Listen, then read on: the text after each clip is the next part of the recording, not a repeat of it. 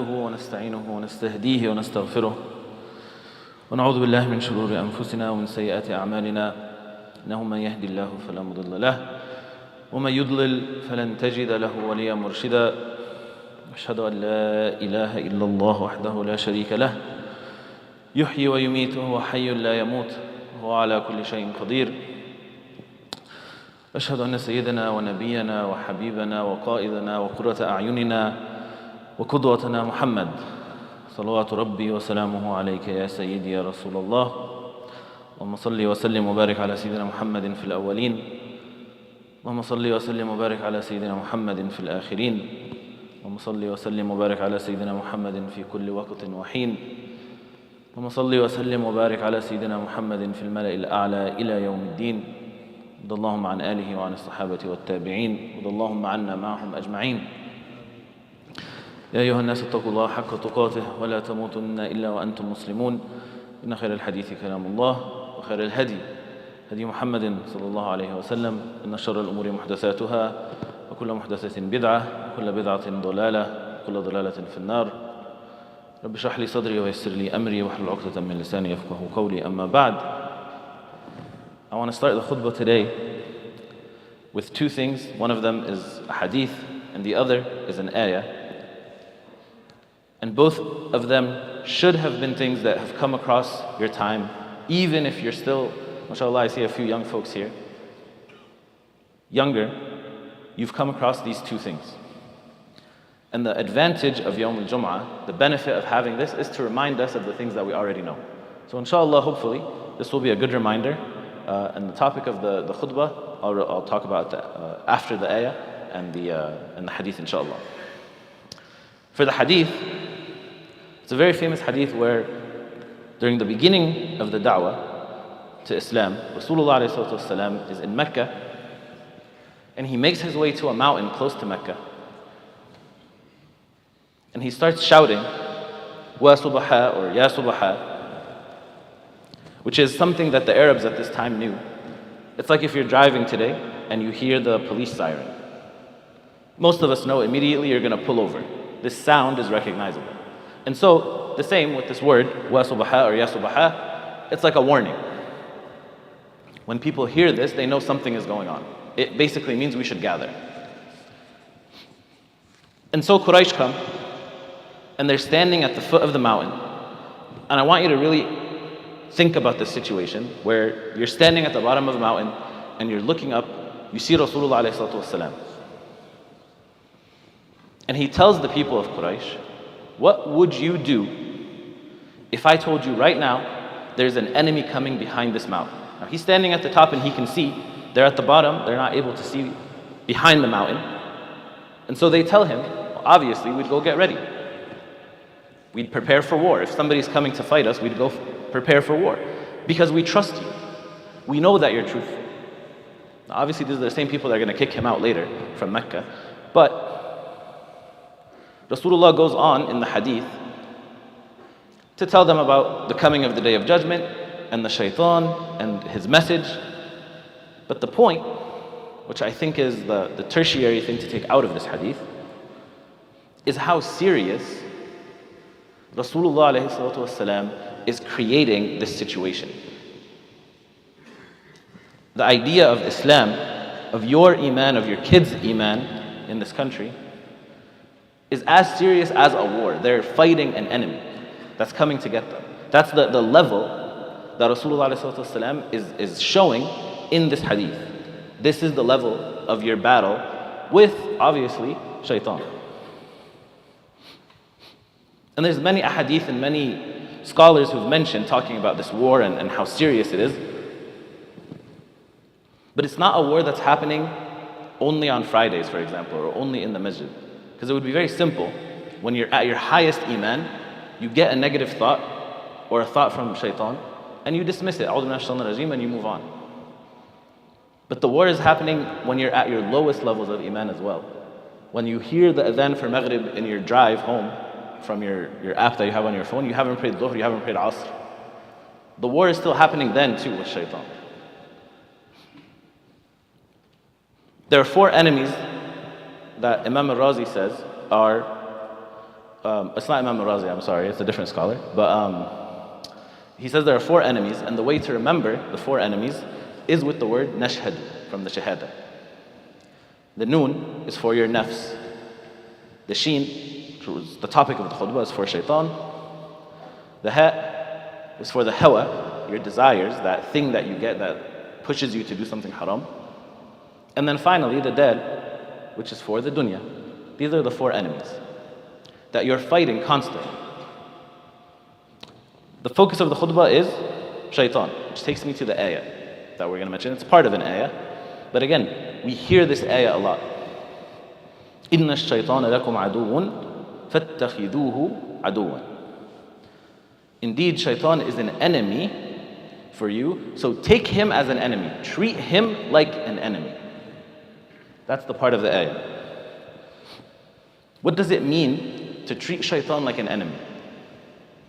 If I walked up to this minbar and I had a Starbucks cup in my hand, I guarantee you some people here would react a specific way. You'd feel something in your heart because they've taken it, this company supports something that we don't support, and I don't like when I see it. Even kids, when they're walking by in the airport or in a hotel, you see the logo, they're like, they point, you see it. Non-Muslims even have this idea of this is an enemy. This is also true for some of the older folks. I haven't really seen it with younger people, but my mother, I go with her to a store, and if we turn into an aisle, and it's like the beer aisle, you know, where it's a whole bunch of bottles, her immediate reaction is like, she has like a physical reaction to being near alcohol. That's taking something as an enemy. That's treating alcohol like an enemy. Like you're repulsed by it, it disgusts you. إِنَّ الشَّيْطَانَ لَكُمْ عَدُوٌ فَاتَّخِذُوهُ عَدُوًا. That's how a thought from the shaitan should make you feel. That's how the idea of committing a sin should make you feel. It should be something that you treat as an enemy. You're on guard. You don't like to be near it. And to quote the scholar actually that I listened to this khutbah and copied it from him essentially, may Allah reward him, don't treat the shaitan like an enemy in public, and then when you go home, he's sitting there on the couch waiting for you. He knows that he's comfortable at home. And for those who are younger, again, don't treat the shaitan like an enemy in front of your parents, but your TikTok feed and your room, that's where the shaitan is the most comfortable. He has no problems there. So the idea is to treat the shaitan as an enemy consistently, inshallah, as much as we can. فَاتَّخِذُوهُ عَدُوًا. Okay. Talking about this, now is where I quote Imam al-Razi. He says, when you're fighting an enemy, you have 2 options. The enemy wants to fight you. Either you're going to win, you're going to beat him, or you're going to surrender. Because the shaitan doesn't stop. Shaitan doesn't sleep. He doesn't rest.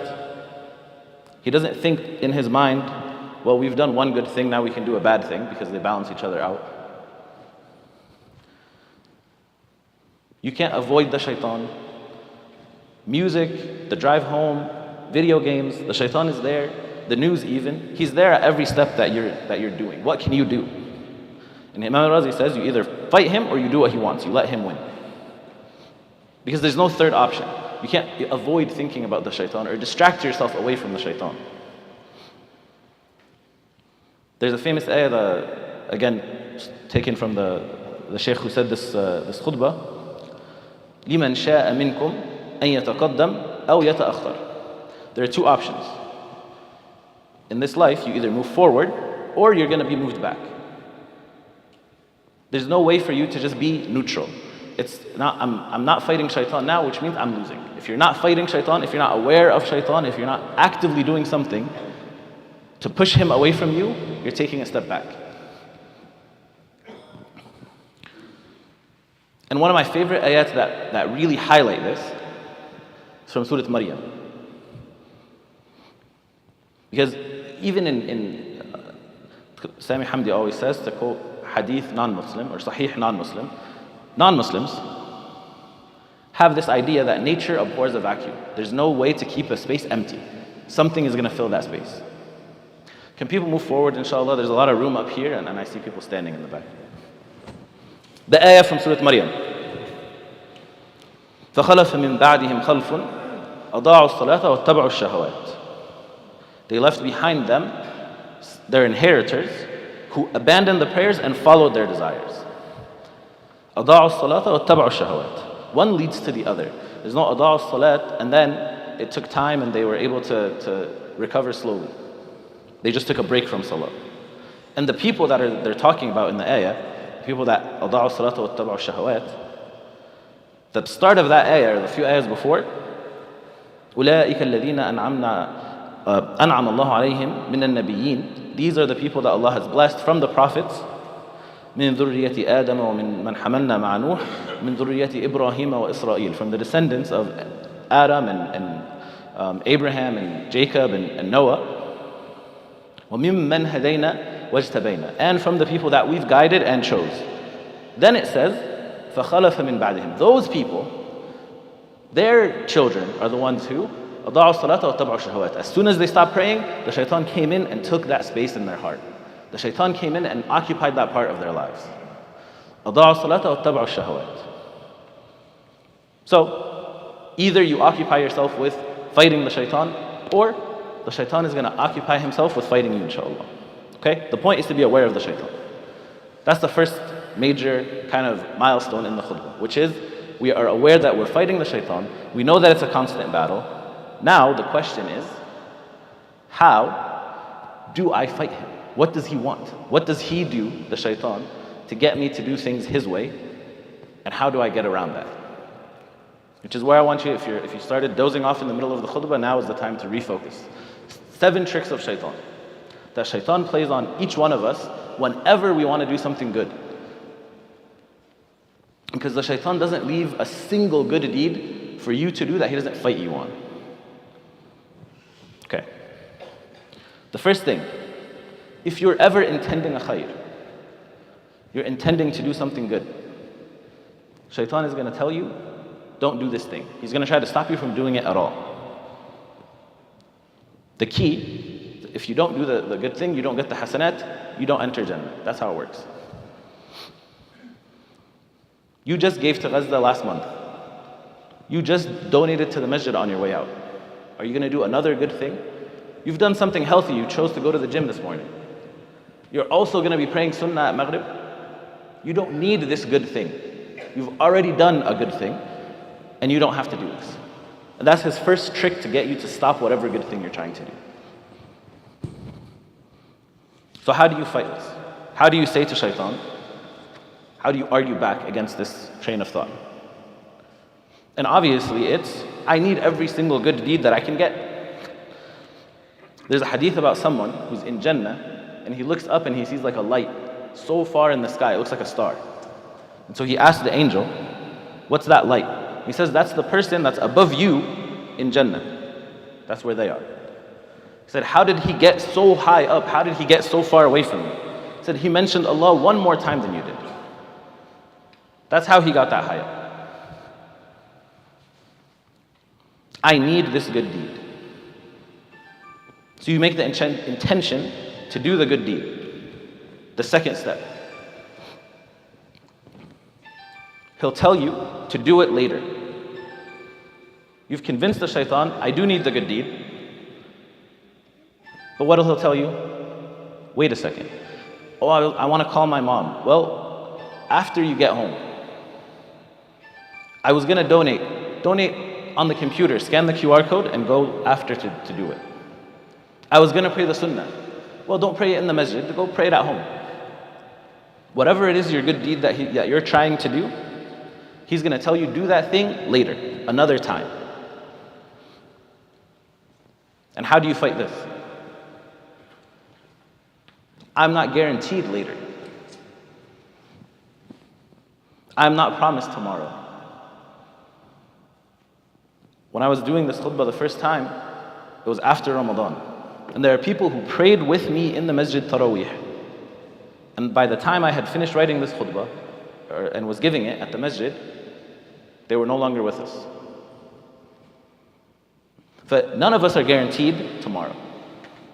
Okay. You've convinced the shaitan now twice that you're going to do this good deed, and you fought him twice. What does he do now? Okay, you're going to do it. Do it quickly. Get through it as fast as you can.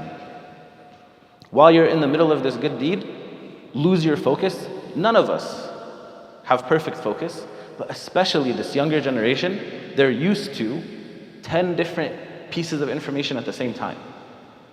And we've developed it. On your way home, you're thinking about what was happening at work and what I'm going to do tomorrow. And when you're sitting in your job, you're thinking the kids this and the school that.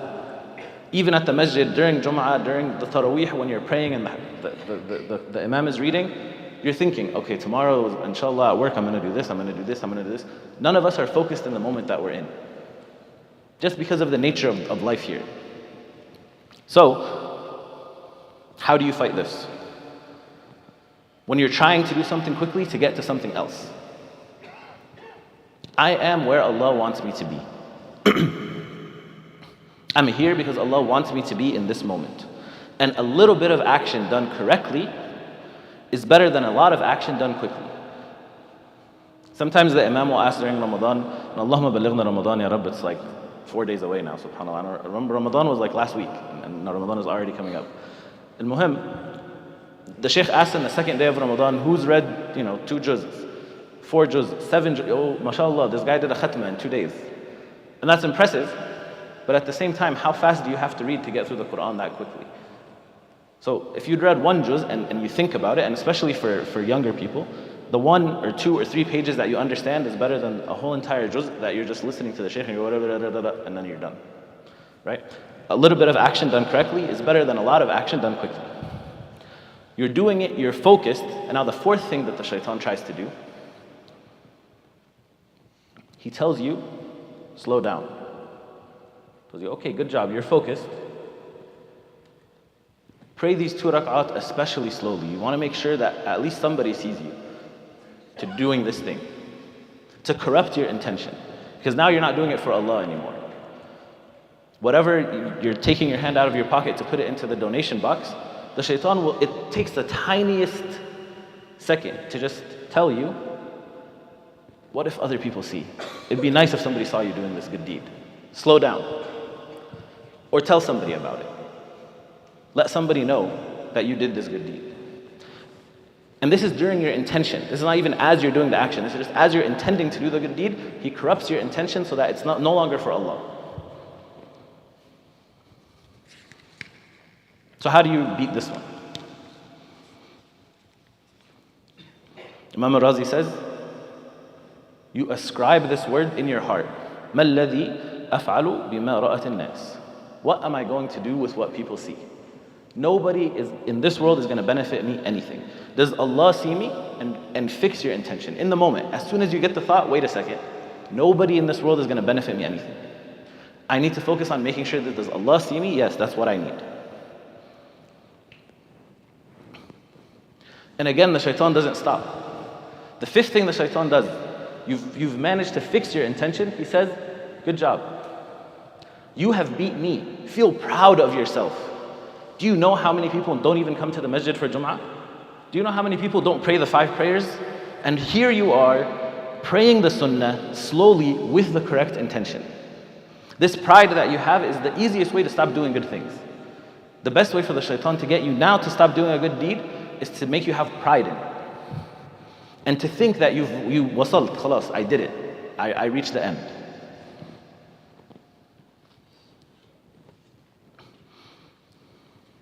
So, how do you beat this? How do you beat the feeling of pride that you get in yourself when you do something good?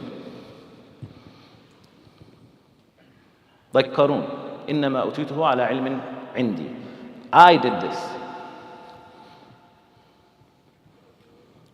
Al-minnata lillah. Sorry, al-minnatu lillah. Because I know Shaykh Salah is out there listening to the correct grammar. Al-minnatu lillah. Which means, everything that I have is from Allah. La hawla wa la quwwata illa billah. None of us chose the situation we're in. And all of us have seen in the last, year and some months, People who could have easily been swapped with us because they were born somewhere and we were born somewhere else. And for some reason, they're in the situation they're in and we're in the situation that we're in. And it's not one country or two countries, all across the world. Even here, subhanAllah, that you have a place like Pacific Palisades with millions and millions and millions of dollar homes, and those people are now in shelters or evacuated and all their belongings are on fire. And here we are, how many miles away are we? You can smell the smoke probably some days. But everything that we have is from Allah, and you have to remind yourself of that. I don't want to take too much time, so I'm going to jump quickly to the next thing.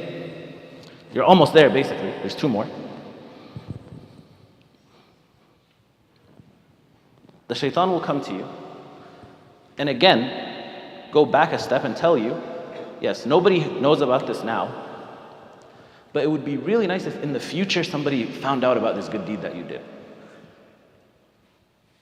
Wouldn't you like it if in your funeral your wife would get up there and say, subhanAllah, I found out that he was supporting 5 orphans without telling anybody. Nobody knew about it. And you corrupt your intention, so the shaitan wants you to corrupt your intention even after. Just nobody knows now, but maybe in the future somebody will find out. And the answer to this one is easy because it's exactly like the one before it. You remind yourself, nothing that people know and nothing that people do is going to help you. Even in this dunya, subhanAllah, there's very little that people can do for you. But in the akhirah, nobody has any power other than Allah. And so you remind yourself, I'm doing the good for Allah.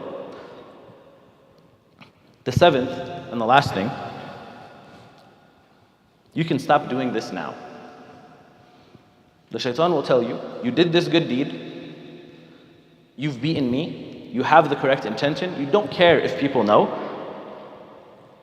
You prayed every single night of Ramadan. There are others who stop coming to the masjid after 1 week. You can stop now, khalas. You've accumulated, mashallah, enough good deeds. And some people have such an impressive Ramadan and we falter immediately after Ramadan because it's not that you're a bad person, it's you stop fighting the shaitan. It happens to every single one of us. We have 30 nights of praying Fajr on time, with work, with fasting. So you're barely eating, and you're tired, and you have work, and you pray Fajr every single day. You're the same person outside of Ramadan. It just, you're willing and able to fight shaitan during those days, and after you stop pushing against him. So how do you fight this last one? You remind yourself, I am a servant of Allah. I'm doing what I'm supposed to do. Ibadah is not something, a bonus that I'm doing. Ibadah is my job.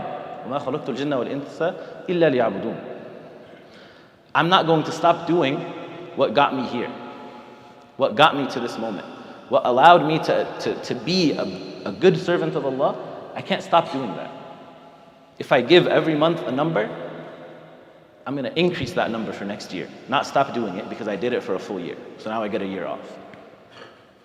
If I donate to the masjid every Friday, then when I come to the masjid for Fajr on Tuesday, I donate then too.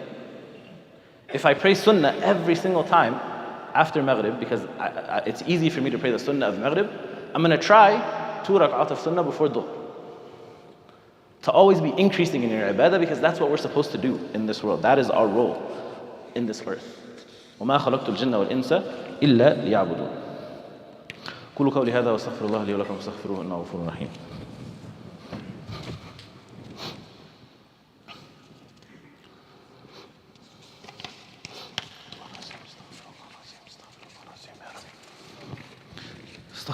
May Allah accept your istighfar, Ya Rabb, and grant you all Jannah. Collect us all like this in Masjid al-Aqsa, and then again in Jannah, bi'Iznillah.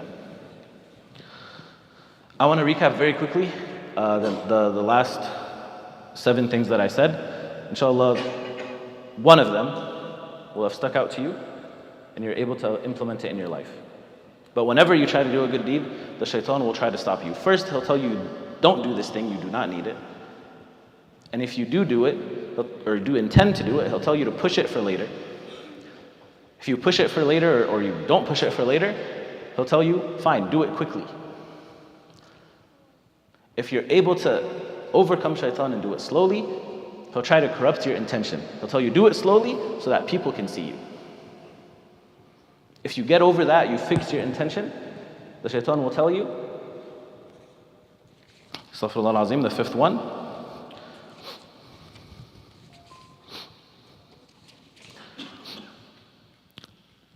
he'll tell you to be proud of yourself. SubhanAllah. The shaitan will tell you, you did a good deed, be proud of yourself and put kibr in your heart for the action that you've done. If you get over that, he'll bring you back to the fourth one, tell you, inshallah, people in the future, I mean, he won't say inshallah, but I will, in the future we'll learn about this good deed, and that way he corrupts your intention again. And if you're able to get over that final one of corruption of your intention, he'll tell you, you need to stop doing these good deeds. You've done enough, you've reached the level that you need to reach, and you can stop adding good deeds to your plate now. Khalas, you're a good Muslim at this stage. So, inshallah, we stay aware of these things. I know there was a lot kind of back to back, but hopefully, inshallah, there's one thing that was useful in the khutbah. I hope we take lessons from this, inshallah, we implement it into our lives and the lives of our families. Ya Rabb, as Brother Mahmoud said at the beginning of the khutbah, may Allah bless the brothers and sisters in Gaza for the announcement of a ceasefire. May Allah help them with their rebuilding efforts. May Allah allow us to be useful to them in any way possible, to further their cause, and to, on the Day of Judgment, have an excuse in front of Allah that we helped them and we supported them. And that's for anybody who's suffering in this earth, here or anywhere else. Ya Rabb al-Alameen, اللهم اغفر لنا ذنوبنا وكفر عنا سيئاتنا وتوفنا مع الأبرار. اللهم انصر الإسلام وأعز المسلمين. اللهم اشفنا واشف أمراضنا وأمراض المسلمين. وارحم اللهم موتانا وموتى المسلمين. عباد الله، إن الله يأمر بالعدل والإحسان وإيتاء ذي القربى وينهى عن الفحشاء والمنكر والبغي يعظكم لعلكم تذكرون. اذكروا الله يذكركم واشكروه يزدكم وأقم الصلاة إن الصلاة كانت على المؤمنين كتابا موقوتا.